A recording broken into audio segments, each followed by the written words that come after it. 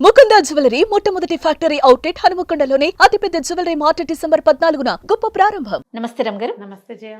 రమ్ గారు, మనము ధనుర్మాసంలోకి వచ్చేస్తున్నాం కదండి. ధనుర్మాసం అనగానే మనకి గోదాదేవి, గోదా కళ్యాణం, తిరుప్పావై ఇవన్నీ గుర్తుకొస్తాయి. నిజం చెప్పాలంటే గోదాదేవి దర్శనానికి మనం వెళ్దాం అనుకున్నాం, అవును, వెళ్ళలేకపోయాం. కానీ కాకపోతే మనం ఏదిలాబాద్ లో ఉన్న గోదా రంగనాథ స్వామి రంగనాయక స్వామిని మాత్రం దర్శనం చేసేసాం. ఎంత బాగుంది కదా రమ్మగారు, గుర్తు తెచ్చుకుంటుంటే. క్యూట్ గా ఉంది, ఎంత చక్కగా తల్లి ఉన్నారు, ఎంత బాగున్నారు. ఆలయ ప్రాంగణం కూడా చూడండి, అలా ప్రశాంతంగా ఉంది జయ. నేను అస్సలు ఎక్స్పెక్ట్ చేయలేదండి. మీరు అన్ని సార్లు అన్నా కూడా అంత అలా ఉంటది అనుకోలేదు. మళ్ళీ ప్రశాంతంగా నిజంగా చాలా బాగుంది. తర్వాత ఒక అక్షయ పాత్ర ఇచ్చారు, చూసారా రమ్మగారు? మనకి అక్షింతలు వేశారు చూడండి. అది కొన్ని వందల సంవత్సరాలు, అంటే 600 సంవత్సరాల పైదేనట్టు రమ్మగారు. అవును, అంటే మనకు అప్పుడు అంత స్పష్టత ఇవ్వలేదు కాబట్టి మనం దాని గురించి మాట్లాడలేకపోయాము. అక్షింతలు వేయడానికి తీసుకొచ్చారు. అవును, నాకు తర్వాత జ్ఞాపకం వచ్చింది జయ. నేను ఫస్ట్ టైం వెళ్ళినప్పుడు, రెండోసారి వెళ్ళినప్పుడు నాకు గుర్తుండి, ఇది అక్షయ పాత్రని మేము మొదట దీన్ని దేవాలయం కోసం నిధులు సేకరించినప్పుడు ఈ అక్షయ పాత్రలోనే బియ్యం అవి కూడా వేస్తారని అలా ఏదో చెప్పారు. వ్యవహారం అంతా గుర్తులేదు నాకు, కానీ నాకు ఆ రోజు చూసిన జ్ఞాపకం కూడా ఉంది. నేను అనుకున్న అక్షితలు ఇంత పెద్ద దాంట్లో ఇస్తున్నారు ఏంటబ్బా అనుకున్నా, కానీ విషయం నాకు తెలీదు. అదే వచ్చేసాక మీరు అన్నారు కదా దారిలో, అప్పుడు అనిపించింది. అవును, దాని గురించి ఏం పెద్ద వివరంగా మాట్లాడలేకపోయాం. అమ్మవారి దేవాలయం మాత్రం మహా అద్భుతం, ప్రశాంతంగా ఉంది, చాలా హాయిగా ఉంది. రైట్. మరి ఇక గోదాదేవి తల్లి గురించి ఒక్కసారి మాట్లాడుకుందామండి. ఆవిడ యొక్క విశిష్టత ఏంటి రమ్మగారు? ఆవిడ ఎక్కడ జన్మించారు? ఆవిడ ప్రయాణం ఎలా సాగింది? శ్రీరంగానికి దగ్గరలో, మరీ దగ్గర కాదు, ఒక మాదిరి దగ్గరలో ఉన్న శ్రీవిల్లిపుత్తూరులో జన్మించారు గోదాదేవి. అయితే పన్నిద్దరు ఆళ్వార్లు అని ఆళ్వార్ల గాథలు వింటుంటాం మనం. మహావిష్ణు భక్తులుగా వైష్ణవ సాంప్రదాయాన్ని ముందుకు తీసుకెళ్లిన వాళ్ళని ఆళ్వార్లు అంటారు. వీళ్ళు 12 మంది. ఆ 12 మందిలో ఒక ఆమె గోదాదేవి. ఈవిడ కూడా 11 మంది పురుషులైతే 12వ ఆవిడ ఈవిడ. అయితే ఈమె యొక్క తండ్రి అయిన విష్ణు చిత్తులు పెరియాళ్వారుగా ప్రఖ్యాతులు. పెరియాళ్వారు గారి ఔరస సంతానం కాదు గోదాదేవి. ఆయనకి తులసి వనంలో లభించిందట అమ్మ. తులసి వనంలో ఒక తులసి చెట్టు మొదట్లో పసిపాపగా దర్శనం ఇచ్చిన గోదాదేవిని ఆయన పెంచుకున్నారు. అయోనిజ అని చెప్తారు ఆమె. ఆమెకి మనం హారతులు ఇచ్చేటప్పుడు కర్కటే పూర్వఫల్గుణ్యాం తులసీ కారణోద్భవం అని చెప్తారు. తులసిలో కర్కట మాసంలో ఆవిడ, ఈ తమిళ మాసాలు ఉంటాయి కదా, వాళ్ళ తాయి మాసము అలా పేర్లు ఉంటాయి. ఈ కర్కాటక మాసం, కర్కట మాసంలో ఈ పూర్వఫల్గుణి అంటే పుబ్బా నక్షత్రం సమయంలో దొరికింది ఆవిడ. తులసీ కారణోద్భవం. తులసి అక్కడ ఉట్టి చిన్న తోట, ఒక చిన్న మడి కాదట. విష్ణు చిత్తులు నిత్యము రంగనాథుడికి తులసి మాలలు అర్పించేవారు. మాల అర్పించాలి, ఎంత పెద్ద మూర్తి ఆయన, మహాద్భుత మూర్తి కదా రంగనాథుడు. ఆయనకి కావలసినంత మాల లభించాలంటే పెద్ద వనం అది, తులసి వనం. కాననము అసలు అడవి అనమాట, తులసి అడవి, తులసి చెట్లే ఉన్నాయి. ఆ తులసి కాననంలో అక్కడ దొరికింది ఆయనకి. దొరికితే ఆయన కోదై అంటే పూదండ, తులసి దండని కూడా కోదై అనొచ్చు, కోదై అని పెట్టి ఆయన పేరు పెట్టుకుని పిల్లని పెంచుకున్నారు ఆ పాపని. ఆ కోదయ్యే గోదా అయ్యింది. అయోనిజనా? అయోనిజ. సీతాదేవి లాగా. సీతాదేవి ఎట్లా లభించిందో, నాగేటి చాలులో ఎలా లభించిందో అట్లా తులసి వనంలో ఒక చెట్టు మొదట్లో పాదులో దొరికింది ఆమె. ఆమె అట్లా లభిస్తే ఆమెను పెంచుకున్నారు. శ్రీవిల్లిపుత్తూరులో ఒక కృష్ణాలయం ఉంది, ఒక కృష్ణమూర్తి. ఈ చిన్నతనం నుంచి ఆవిడికి కృష్ణ భక్తి మెండుగా ఉన్నది. చిన్నప్పుడు, ఇప్పుడు మన ఇంట్లో ఏం పని చేస్తున్నామో మన పిల్లలు అవే పనులు నేర్చుకుంటారు కదా. ఈ రోజు మాలల పువ్వులు, పుష్ప సంచయము పువ్వులు ఏరటము, కోసుకురావటము, తులసిని తీసుకురావటము, దండలు అల్లటము క్రమంగా ఆవిడ నేర్చుకుంది. నిత్యము విష్ణునామ సంకీర్తన వినిపించే ఆ ఇంట్లో వల్ల ఆ అమ్మాయి, ఆవిడ కూడా, ఆ పాప కూడా అట్లా విష్ణునామ సంకీర్తన అలవాటైంది. విష్ణువు నుంచి కృష్ణుడని, రాముడని అనేక రకాల రూపాలు ఉన్నాయి విష్ణువుకి. ఆ రూపాలలో కృష్ణ స్వరూపానికి ఎక్కువ ఆకర్షితురాలయ్యింది. ఈవిడ ఎప్పుడు జన్మించింది? 8వ శతాబ్దంలో. 8వ శతాబ్దంలో. 8వ శతాబ్దం నాటి గోదాదేవి పాడిన తిరుప్పావైని మనం 24లో కూడా, 2024లో కూడా పాడుకుంటున్నాం. 2024 అంటే ఎంతని చెప్పాలి? ఇంచుమించుగా ఇవి 1200 సంవత్సరాల పాతవి తిరుప్పావై. 20వ శతాబ్దంలో ఉన్నాం కదా మనం, అంటే 21st సెంచరీ అనాలనుకో మన దాన్ని కదా. ఈ 1200-1300 సంవత్సరాల క్రితం భగవద్ రామానుజుల కంటే పూర్వజ ఈవిడ, అంతకంటే ముందే జన్మించారు. ఆవిడ ఈ రకంగా ఇలా పెరిగిందనమాట. అయితే అప్పటికే ఆడపిల్లలకి విద్య నేర్పించే విధానం ఉన్నది జయ ఆ కాలంలో. లేకపోతే ఆవిడ ఇంత కవయిత్రిగా ఎలా అయ్యింది? కవిత్వం కదా తిరుప్పావై అంతా. అవునవును. భాషా సంకలనము, భాష, కవిత్వము, భగవంతుణ్ణి అర్చించేలాంటి ప్రత్యేకమైన విధానము, ఇవన్నీ ఆ శతాబ్దాల్లో ఒక బాలికకి వచ్చినాయంటే చిన్నప్పుడు 12-13 సంవత్సరాల పిల్లప్పుడు, ఏదో 25-50 ఏళ్ళు లేవు అప్పటికి, చిన్నతనం.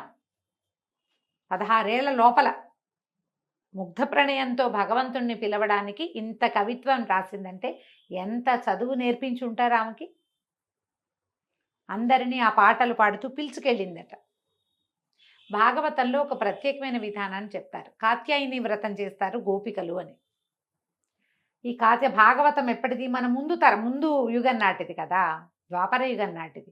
ఈ కాత్యాయని వ్రతం ఏంటంటే భగవంతుడినే తమకి భర్తగా కావాలని గోపికలు కోరుకుంటున్నట్టుగా అమ్మవారి విగ్రహం మట్టి ఇసక కలిపి కాత్యాయని దేవి విగ్రహం చేసి మార్గశిర మాసంలో చేశారు. ఓకే. చేసుకుని రోజు అర్చన చేసి చెరువుకి వెళ్ళటం, యమునా నదికి వెళ్ళటం, స్నానాలు చేయటం, అమ్మవారిని విగ్రహం చేసుకోవటం, ఆమెను పూజించడం యథాశక్తిగా, మళ్ళీ ఇంటికి తిరిగి వచ్చేయటం, మళ్ళీ మర్నాడు పొద్దున్నే నది స్నానం చేయటం, గోపికలందరూ కలిసి వెళ్ళి కాత్యాయని వ్రతం చేశారని స్పష్టంగా చెప్పబడి ఉంది. ఈ కాత్యాయని వ్రతం లాగానే మన గోదాదేవి కూడా శ్రీవ్రతం, శ్రీనోము అని చెప్పి ఈ ధనుర్మాసం మొదలవగానే ఈ 30 రోజులు 30 పాసురాలతోటి చెలికత్తల్ని మేల్కొల్పి కృష్ణసేవ చేసుకుందాము మనము అని చెప్పి ఈ రంగనాథుడి దేవేర్లలో ఒకరైన నీలాదేవి స్థుతి కూడా మనకు అందులో కనపడుతుంది. రోజుకొక రకంగా ఆయనని వర్ణించటము, అతనిని పూజించడం వల్ల మనకేం లభిస్తుందో చెప్పటము, ఒక్కొక్క పాసురంలోనూ ఒక్కొక్క అర్థం. దాదాపుగా 8 లైన్లు ఉన్నటువంటి ఒక్కొక్క దాంట్లో 8 లైన్స్ ఉన్నాయి. 30 పాసురాలు ఆమె పాడింది. ఆమె పాడిన ఆ పాసురాలని జనం అంతా పాడుకున్నారు.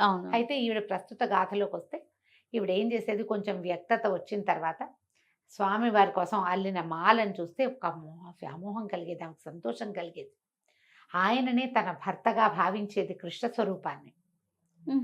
ఆ పరమానందంలో ఆ మాల ధరించి చూసుకుని తన మీద చూసుకుంటే తనలాగానే స్వామివారు ఉంటాడని. అదే అదే ఎంత వంపులు తిరిగి మాల తన మీద తిరిగి ఉందో స్వామివారి మేలు మీద కూడా అది అలాగే ఉంటుంది. ఎంత అందంగా ఉంటుందోనని అద్దాలు ఉండేవి కావేమో, ఆవిడ నీళ్లలో ప్రతిబింబాన్ని చూసుకునేదట. అద్దాలు లేకపోయి ఉండొచ్చు. అయితే ఈరోజు మాలలు వెళ్ళేవి, ఈమె వేసుకునేది, ఆ మాల వెళ్ళిపోయేది. ఒకనాడు అర్చకులు చూసి దాంట్లో ఒక పొడుగాటి కేశపాసం ఉన్నదని గమనించారు. పొడుగు వెంట్రుక. ఎప్పుడైతే ఇది గమనించారో ఏదో అపరాధం జరుగుతుంది. మామూలుగా కూడా స్వామివారికి సమర్పించే మనమే ఒక వెంట్రుక వస్తే మనం తప్పుగా భావిస్తాం. అవునవును. భగవంతుడికి ప్రత్యేకంగా పవిత్రంగా సమర్పించే చోట ఎంత పరమ పవిత్రంగా పంపాలి వాటిని. అవునండి. అప్పుడు విష్ణుచిత్తులకి తెలియజేశారు. ఆయన నేను ఇంత జాగ్రత్తగా చేస్తా, అమ్మాయి మన ఇంట్లో ఇంత శుభ్రత ఉంటుంది, వెంట్రుక ఎలా వచ్చిందని చూసుకుని తన కూతురే అది ధరిస్తోందని తెలుసుకున్నాడు ఆయన. విష్ణుచిత్తులే తెలుసుకుని అమ్మాయిని వారించబోయారు. మాలలు సమర్పించలేదట. సమర్పించకపోతే రంగనాథుడు కల్లోకి వచ్చాడట. మర్నాడు ఈమెను ధరించద్దని మంచి మాలలు పంపిస్తే ఈమె మీదకి ఇంకా రానివ్వల. ఆయనే స్వయంగా చేసుకుంటే నాకు ఈ మాలొద్దు, నువ్వు కట్టిన మాలొద్దు, ఆ విడిచిన మాలే కావాలి నాకని అడిగాడు స్వామి.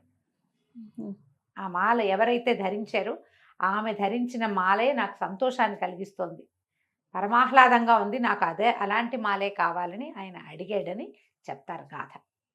అయితే ఇది జరిగిందా జరగలేదా అంటే ఆమె పాడిన 30 పాసురాలు ఇప్పటికీ ఉన్నాయి కదా. అయితే ఆ తర్వాత ఏం జరిగింది, ఆయనకి శ్రీరంగంలో పెద్దలకి ఆయన కల్లో కనపడి విల్లిపుత్తూరుకి ఒక పల్లకి పంపమని, అక్కడి నుంచి ఒక కన్యకామణి వస్తుంది, ఆమెతో నాకు వివాహం జరిపించమని అడిగాడట. స్వప్న దర్శనం అందరికీ ఒకేసారి వచ్చింది. అయితే ఈ అమ్మాయికి వివాహ సంకల్పం చేసినప్పుడు ఆమె నేను కృష్ణుడినే అంటే రంగనాథుడినే వివాహం చేసుకుంటానని అడిగింది.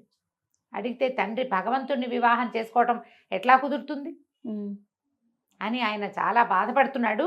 ఈ మధుర భక్తి ఆయనకు ఉన్నది అదే, ఆయన సంసారం లేదు, ఆయనే పరమభక్తుడు, భక్తాగ్రగణ్యుడు, పేరు విష్ణుచిత్తుడైతే ఆయన పెరియాళ్వారు అంటారు, పెద్దాళ్వారు ఆయన, ఉమ్, విష్ణు భక్తులలో అగ్రగణ్యుడు. ఉమ్, దీన్ని ఎట్లా సమాధానపరచాలో తెలియని ఒక సంకటంలో ఉన్నప్పుడు శ్రీరంగం నుంచి పల్లకి పంపించమని స్వామివారే అక్కడ కల్లో భక్తులకు ఆదేశించారు. ఓకే. దేవాలయ పెద్దలకు ఆదేశిస్తే అక్కడి నుంచి వచ్చిన పల్లకిలో ఈ అమ్మవారిని కూర్చోబెట్టి, ఆండాళ్ళ తల్లిని కూర్చోబెట్టి తీసుకెళ్ళారు. ఉమ్, తీసుకువెళ్తే అక్కడ రంగనాథుడితోటి అమ్మకి వివాహం చేసి జరిపించారట. ఓహో. ఆమె గర్భగుడి దాటి లోపలికి అడుగు వేసి స్వామిలో ఐక్యమైపోయిందని చెప్తారు. ఉహుం. ఆ తర్వాత గాథ మనం వినం, తెలీదు. ఆమె గర్భగుడిలోకి వెళ్ళి ప్రవేశించింది, స్వామిలో లీనమైపోవటం అక్కడ ఉన్న ఆ సమయంలో ఉన్న వాళ్ళందరూ దాన్ని చూశారు. ఉహుం. అందుకని విష్ణు చిత్తుల్ని రంగనాథుల మామగారుగా చెప్తారు. ఉమ్, చాలా ఖచ్చితంగా ఇది జరిగిందనే ఐతిహ్యం, మన కథ అట్లాగే చెప్పుకుంటాం. అయితే ఈవిడ ఏం చేశారు, నాచియార్ తిరుమలని ఇంకొక కావ్యం కూడా రాశారు ఈవిడ. ఉహుం. అది పాడుకుంటారు ద్రావిడ గ్రంథాల్లో, ప్రబంధాల్లో అది కూడా ఉంది. ఈ ప్రత్యేకంగా ఈ 30 రోజులు ఇది పాడటమే మనకి విశేషంగా కనపడుతుంది. అందరూ పాడుకోవచ్చు, దీనికి కుల విచక్షణ లేదు. ఓకే. ఎవరైనా నేర్చుకోవచ్చు, ఎవరైనా పాడుకోవచ్చు. చదువుకోవచ్చు, పాడుకోవచ్చు. ఎలాగంటే శ్రీ వైష్ణవ మతానికి కూడా కులగణన లేదు. ఏ కులం వారైనా వైష్ణవ మతం తీసుకోవచ్చు. ఎందుకంటే ఈ ఆళ్వార్లలో అన్ని కులాల వాళ్ళు ఉన్నారు. ఉహుం. ఒట్టిగా జంధ్యం ధరించిన వాళ్లే కాదు, ఓ. నిమ్నచ కులాల వాళ్ళు కూడా ఉన్నారు ఆళ్వార్లలో. వాళ్ళందరినీ గౌరవిస్తారు. దేవాలయాల విష్ణువాలయాలను గమనించు, పన్నిద్దరు ఆళ్వార్లు అని ఆళ్వార్ల అవును, విగ్రహాలు ఆళ్వార్లు ఉంటారు. కనపడతాయి. వాళ్ళందరికీ ఆళ్వార్ తిరువడిగలే శరణమని ఆళ్వార్లని మొదట మొక్కి తర్వాత భగవంతుడిని మొక్కాలి. అవును. వారిని చూశాక వీళ్ళని చూడాలి తప్పకుండా. ఆళ్వార్ సన్నిధి ఉంటే చూడకుండా రాకూడదు. వాళ్ళే ఆద్యులు, ఈ భక్తి ఈ రకమైన మార్గానికి ఆద్యులు వాళ్ళే. ఉమ్, ఉమ్. అయితే ఈ మాట ఈ పాటల్లోనే మనకి కనపడుతుంది. కూడారై అని ఒక పాసురం. ఈ కూడారై పాసురం రోజున గంగాళాల్లో పాయసం చేయించి నివేదన చేస్తారు. కాగుల్లో, బిందెల్లో, పాత్రల్లో కాదు, అది గంగాళపు షేపులో ఉంటుంది. ఆమె మొక్కుకుందట, ఆండాళ్ళ తల్లి 1000 గంగాళాల పాయసాన్ని నివేదన చేస్తాను నీకని మొక్కు. ఉహుం. అయితే ఆ మొక్కు తీరకముందే ఈ 30 పాసురాలు అవగానే ఆమె రంగనాథుల్లో గోదా కళ్యాణం రోజున లీనమైపోయింది. ఆమె మొక్కు అలాగే ఉండిపోయింది. ఆమె తర్వాత 200 సంవత్సరాల తర్వాత జన్మించిన భగవద్ రామానుజులు ఆ మొక్కు తీర్చారు. 1000 గంగాళాలతో పాయసం చేయించి నివేదన చేశారు స్వామికి. అబ్బా. అందుకని ఇప్పటికీ కూడా కూడారై అని కూడారై పాసురం రోజున తప్పకుండా దేవాలయాల్లో కూడా కనపడుతుంది. ఉమ్. చాలా మంది వైష్ణవులు ఇళ్లలో చిన్న గంగాళం చేయించి పెట్టుకుంటారు. వెండిదో ఇతడిదో వాళ్ళ శక్తిని ప్రకారం దాని నిండా పాయసం పోసి నివేదన చేస్తారు. కూడారై ఇది ప్రత్యేకంగా తెలుసు అందరికీ. ఓకే. తర్వాత గోదా కళ్యాణం జరిపిస్తారు. ఆ 30వ రోజున ఉమ్. గోదా కళ్యాణాన్ని జరిపించడం, అది ముందు ఇంచుమించుగా ఎప్పుడు చేస్తారు, మన భోగి పండుగ రోజున చేసేస్తారు. విశేషమైన పాసురము జరిపిస్తారు, ఈ గోదా కళ్యాణము చేయిస్తారు. అమ్మ ఈ గోదాదేవి ఆయనలో ఆ రోజు లీనమైపోయిందని కథ చెప్తారు. ఓకే. ఈ గోదాదేవి కళ్యాణం కూడా ఇప్పుడు మనకి ఏటా శ్రీరంగంలో కూడా అలాగే చేస్తారు. అయితే ఇంకా ప్రత్యేకతలు ఏంటంటే, ఈ 30 రోజుల పాటు తిరుమలలో మలయప్ప స్వామివారు చిలుకని ధరించి ఊరేగుతారు. తిరుమాడ వీధుల్లో ఊరేగుతారు. తర్వాత ఈ 30 రోజులు మన సుప్రభాతానికి బదులుగా తిరుప్పావయ్యే స్వామివారికి వినిపిస్తారు. ఇట్లా ప్రత్యేకంగా జరుగుతుందన్నమాట. అయితే ఈ రంగనాథుల కళ్యాణాలు చాలా విశేషంగా కనబడతాయి. అవకాశం ఉండి మనం వెళ్ళగలిగితే ఎప్పుడో శ్రీరంగం వెళ్ళి తప్పకుండా స్వామివారికి జరిగే సేవాకాలాలని మన శక్తి మేరకి మనకి చేతనైనంత మనకి ఎప్పటికి ప్రాప్తి ఉందో చూపిస్తే బాగుంటుంది. అయితే ఇప్పటికీ కూడా శ్రీవిల్లిపుత్తూరులో ఒక దేవాలయం కట్టారు. అప్పుడున్న కృష్ణ ఆలయం ఉంది కదా, ఆ శ్రీవిల్లిపుత్తూరులో గోదాదేవి, రంగనాథులు, అదే శ్రీకృష్ణుడు, రంగనాథ స్వామి రంగనాయకుడుగా కనపడతాడు. పక్కన మనకి పెరియాళ్వారు ఉన్నట్టుగా సన్నిధి దర్శనమిస్తుంది. మనం అదే సన్నిధిని మొన్న మనం ఎదులాబాద్లో చూసాం. అలాంటి దర్శనమే ఇచ్చేలాగా ఆళ్వార్లు కూడా పక్కనే, పెరియాళ్వార్లు కూడా కన్యాదానం చేసిన పెరియాళ్వారు కూడా పక్కనే నిలబడి ఉన్నట్టుగా మనకి దర్శనం, మామగారితో కలిసి ఉన్నారు స్వామి, అంతే కదండి. ఇవి శ్రీవిల్లిపుత్తూరులో అలాగే కనపడుతుంది. ఈ ఎవరైతే శ్రీరంగం దర్శనం చేయడానికి వెళ్తారో వాళ్ళందరూ తప్పకుండా శ్రీవిల్లిపుత్తూరుని కూడా చూడాలని చెప్తారు. తొలుత ఏ స్వరూపానైతే గోదాదేవి అర్చించి ప్రేమించిందో ఆ కృష్ణ స్వరూపం అక్కడ ఉన్నది. గోదాదేవి ఏదో దీంట్లో కొంచెం ముందు వెనకలు పాట భేదాలు చిన్న చిన్న వాక్యాలు తేడాలు ఉంటాయమ్మా. ఎటు పోయి ఎటు వచ్చినా గోదాదేవి సారాంశం అయితే ఇదే. సారాంశం అయితే ఇదే. విష్ణు చిత్తుల వారి పుత్రిక. ఆమె అయోనిజ, తులసీవనంలో దొరికింది, రైట్. పాసురాలు వాడింది. ఆవిడ చెప్పినటువంటి ద్రవిడ ప్రబంధమైన దీనిని తిరుప్పావైని ఈ 30 రోజులు శ్రీ వైష్ణవులు అందరూ చెప్పుకుంటారు. అదేది రాని వాళ్ళు చక్కగా తెల్లవారుజామున చేసేటువంటి ప్రసాదం పుచ్చుకుంటారు. ఏంటంటే తిరుప్పావై వేద సమానమైనది. వేద మంత్రాలు ఉచ్చారణ ఎప్పుడు చేయాలి? తెల్లవారుజామున పొద్దున్నే సూర్యోదయానికంటే ముందే మొదలు పెట్టాలి. అందుకని తిరుప్పావైని కూడా ఈ తెల్లవారుజాము కంటే ముందే పొద్దున్నేనే చేయాలంటారు. సాయంకాలంలో తిరుప్పావై అనుసంధానం చెయ్యరు ఎవరు. అవును, అది అనుసంధానం చేయవలసింది తెల్లవారుజామున. ఈ 30 రోజులు తిరుప్పావైని అనుసంధానం చేసుకునే వాళ్ళు, అవకాశం ఉన్నవాళ్ళు, చేతొచ్చిన వాళ్ళు, ఆ సంప్రదాయంలో ఉన్నవాళ్ళు దాన్ని అనుసంధానం చేసుకుంటారు. లేదా కనీసం దేవాలయాలకు వెళ్ళి దర్శనం చేసుకుని తీర్థము ప్రసాదము పుచ్చుకుంటారు. ఎవరి అవకాశం ఉంటే వాళ్ళు విష్ణువాలయాలన్నిట్లలోనూ చక్కటి చక్కెర పొంగలి, చక్కటి వెణ్పొంగలి, దధ్యోదనము ఇలాంటివి తయారు చేస్తారు. స్వామివారికి నివేదన చేస్తారు. కూడారై పాయసం దొరికే అవకాశం ఉన్నవాళ్ళు మరి అదృష్టవంతులు. నమస్తే. నమస్తే జయ.